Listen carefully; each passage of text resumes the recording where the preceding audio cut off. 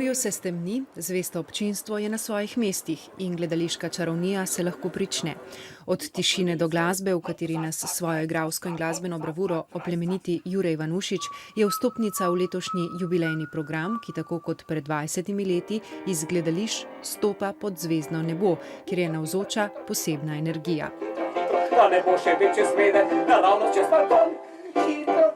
Začetki Primorskega poletnega festivala so bili zmeraj burni, tako kot je današnji večer.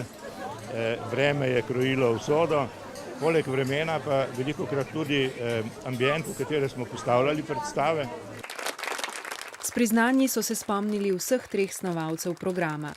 Prva je zavihala rokave režiserka Katja Pegan, ki pravi, da je zgodba festivala eno s kasnejšo ustanovitvijo koprskega gledališča. Režiser Brane Kraljevič in pa nazadnje Primož Bebler, ki je bil na čelu festivala celih 15 let.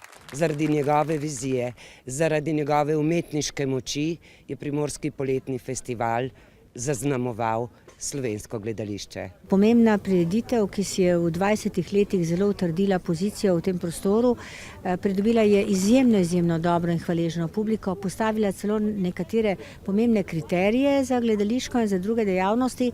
Veličino festivala, ki v slovenskem Primorju že 2 desetletji zadovoljuje željo mnogih po vrhunskih gledaliških stvaritvah, so vsa ta leta beležili 3 primorski mediji.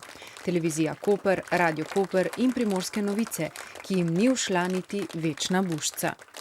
Sem zelo vesela, da sem lahko kjerkoli na svetu podala košček tega temperamenta in da sem sama lahko pričarala samo svojo igro, vse te značaje in to zgodbo in predvsem pa humor in smeh, pa tudi solze v občinstvu.